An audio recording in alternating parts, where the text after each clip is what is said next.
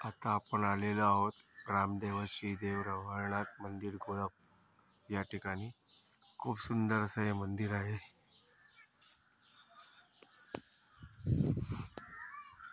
स्वच्छता खूप आहे। हे तुळशी वृंदावन आहे। खूप छान असं तर आपण एंट्री करणार आहोत।